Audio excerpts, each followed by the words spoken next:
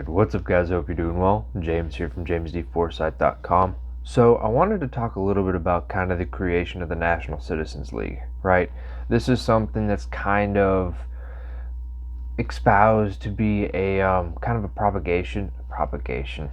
propaganda league with the creation of the Federal Reserve, right? So basically the whole premise of it was to kind of have this sort of, in their own words, educational campaign in which to really kind of educate the public of America in like 1911 to the next, I don't know, say decade or so. In the source that I'm pulling from now, they don't give an end date of when they were kind of resolved in a way, but basically to educate them on the principles of sound banking reform, and we'll get into their actual whole name in a second. But basically, the whole kind of similar to how the National Monetary Commission, the whole Aldrich Commission that went to Europe and studied the European banking system and all of that, came from the Aldrich-Freeland Bill. This one, the National Citizens League, came from the resolution that was from the National Board of Trade in the previous video that we talked about, where Warburg was kind of had his influence, right? And so, quoting directly from, and this is the Federal Reserve System, its origins and growth. This is Paul Warburg's version. Try not to block the camera entirely, but basically it's because it's so old, probably, but it's also it's within the public domain. So if you want to get it yourself, you can use it for whatever.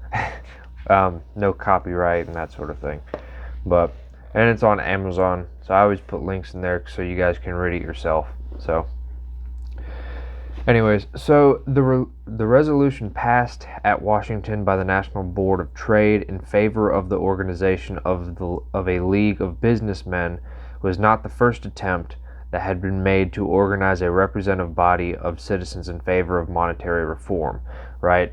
So not only was this kind of created, so to speak, at that National Board of Trade meeting, it also wasn't the first time. So this first time, it seems, was from the Merchants Association of New York, which was, they don't give a date, or I guess he doesn't give a date of to when this was. Basically, as the whole, it failed because of the public kind of sentiment that I've done quite a few videos about.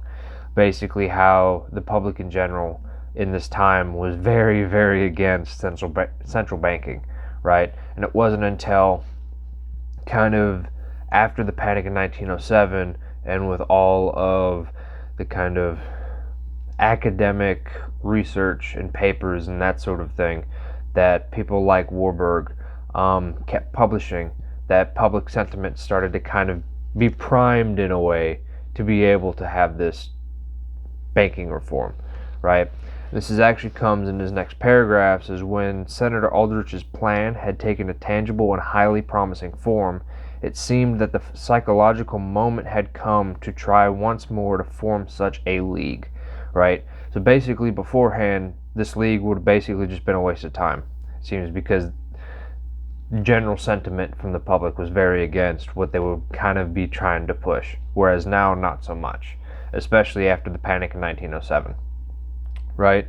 And here is where you get kind of a little bit of information, or something, a little bit of evidence, I guess I should say, that kind of backs up the whole idea of where you see this being pushed, or not pushed, where you see this league being kind of seen as a propaganda entity in a way, which it's kind of drawing the line between, kind of an educational, let's push this academic research out, kind of more of a, I don't want to say charitable, because I don't think that's a good word for it, but to basically give more public education to that respect, right, for whatever topic that is, versus how are you comparing that versus an actual full-on propaganda let's convince people of this and change everything, right?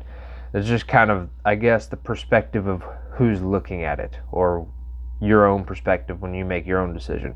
But for obvious reasons, it would have been fatal to launch such an enterprise from New York. In order to succeed, it would have to originate in the West, right? And so they actually chose Chicago because they didn't want this league to have any affiliation with New York, because again, remember, this was a major concern for the public in general, was basically anything that revolved banking reform being associated with New York was associated with Wall Street, right?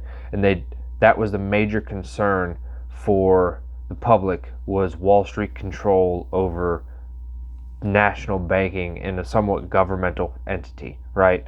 Which was kind of the whole push for the Federal Reserve System through the Aldrich Plan and later with Carter Glass and that sort of thing, right? To where you had the kind of public-private partnership in a way where the lines are kind of blended, mostly with the centralization of reserves, which we've talked about before. Basically, the public didn't want that centralization of reserves to be under the control of Wall Street, right, at the time. And so the person they chose to kind of create this committee was Mr. C. Stuart Patterson of Philadelphia, just to kind of give a name.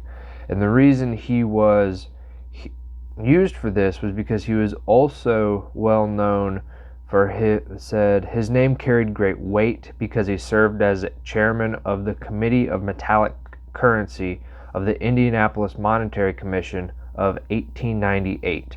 So I highlighted this because this committee was cited by Rothbard, right? So in Rothbard's kind of own version of the origins of the Federal Reserve, he doesn't talk about the Jekyll Island meeting as the beginning of the Federal Reserve System, right? That's kind of like the beginning of, we'll say, drafting a legislation, even though that's not really what it was, right? But kind of putting together a coherent bill or plan, where Warburg, I'm assuming because he was directly involved in that meeting, puts it there at Jekyll Island, whereas Rothbard puts it in 1898 at the Indianapolis Monetary Commission, right? And that book by Rothbard is a hell of a lot shorter. If you want to read that one first, it's only I think it's barely 100 pages, whereas this one's well over 800. So to keep that in mind.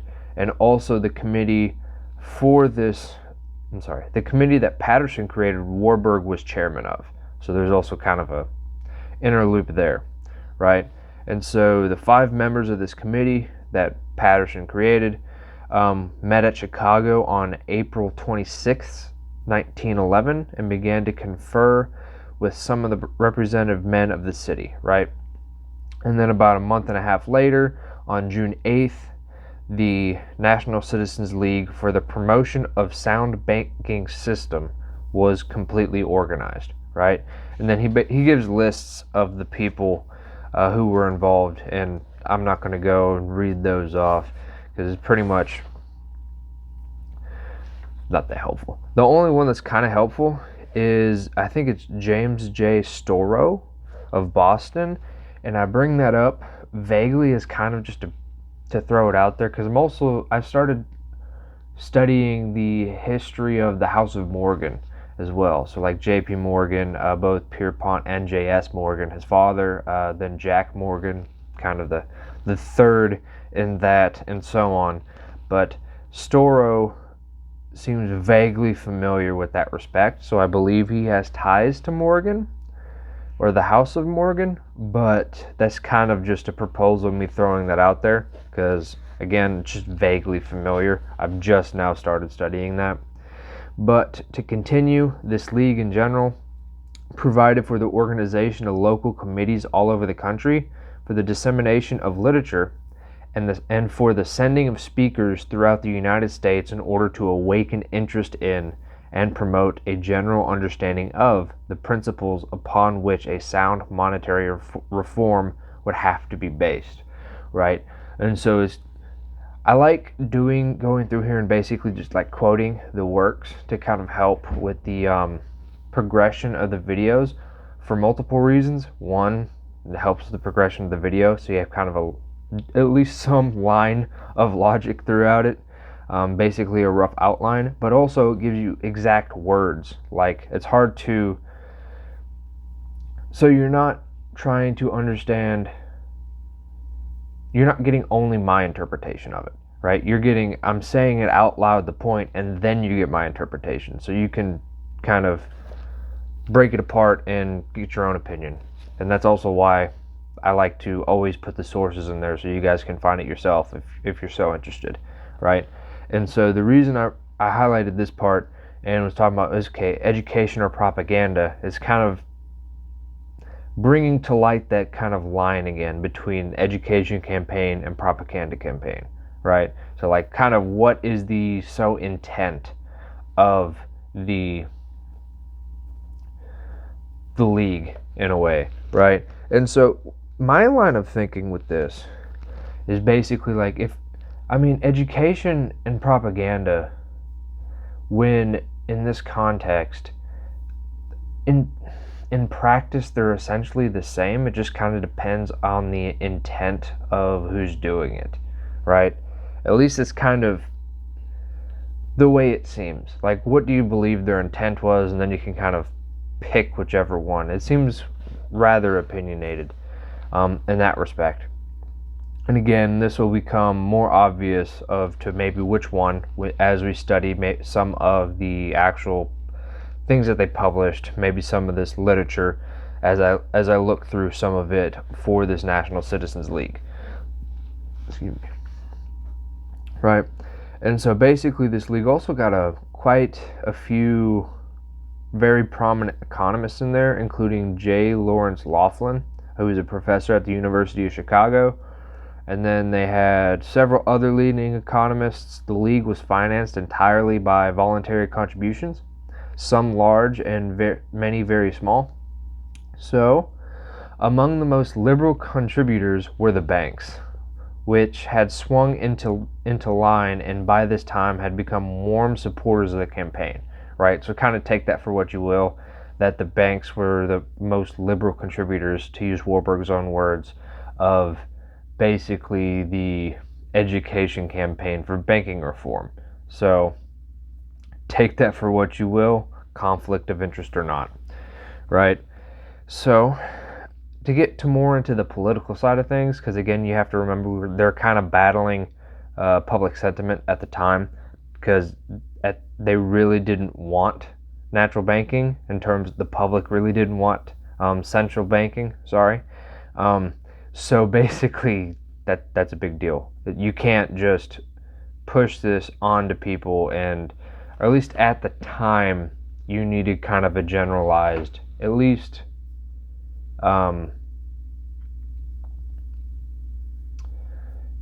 in general, people had to agree with it enough to basically not riot over it in a way, especially when you're talking about in the early 1900s when things were a lot different, right? And so basically the whole point was that this league could not become political, right? It had to be nonpartisan in whatever they backed, right? And this included the Aldrich Plan, right? They were actually quoted in the Chicago Herald on April 27th, 1911. The object of the National Citizens League to be established is to carry on an active campaign for monetary reform on the general principles of the Aldrich Plan without endorsing every detail of the National Reserve Association, right? And remember, the National Reserve Association is kind of the actual name of the entity itself, of what became the Federal Reserve System for the Aldrich Plan, right? So basically the Federal Reserve Act created the Federal Reserve System. Well, the Aldrich Plan's version of that was the National Reserve Association. And then Warburg had his own version, which was the United Reserve Bank, I believe entirely. But his obviously didn't become as public. It was kind of like was his general model that he used to advise all the other groups, right? Which he was an advisor for basically every side of this, right?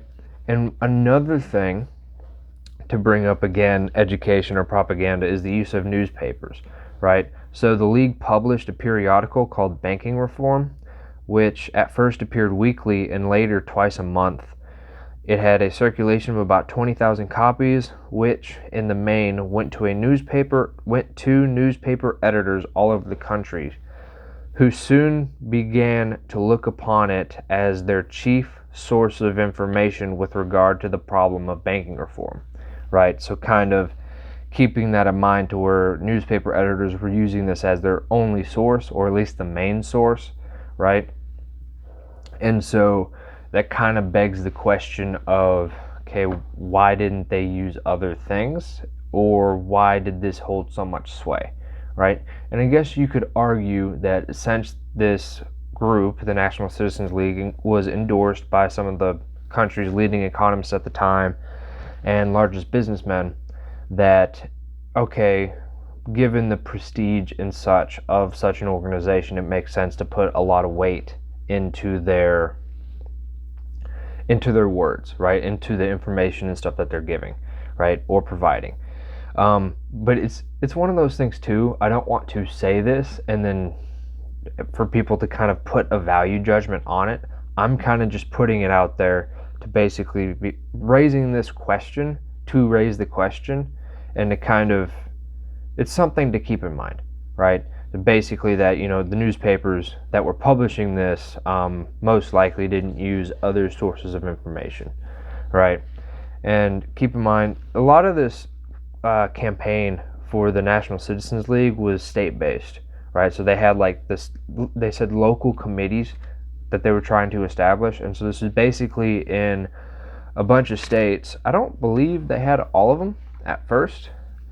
I think I'm looking at about, I don't know, let's say 20 on their original kind of, looks like it's their proposal, basically like who their officers and directors are, their main principles and that sort of thing. And that's public information. You can just look that up. I'll try to find a link to that on Google or something and put it in there, but no promises on that because I haven't actually had to look for it because it's printed in here. So anyways, that's pretty much all I have for this one, right? And so yeah, I guess kind of the main question is, was the National Citizens League was it more benevolent in intent, and it was essentially just purely for education, or was it more of kind of a propaganda campaign to sway public opinion in that kind of direction, right? And granted, if you read some of the more, I guess we'll say foundational literature, not in respect to when it was published, but I'm basically going to the Creature of Jekyll Island, which is, if pretty much anyone who kind of likes to learn about monetary history, especially the United States and the Federal Reserve itself, has read the Creature of Jekyll Island, which paints the National Citizens League more towards the propaganda side of things.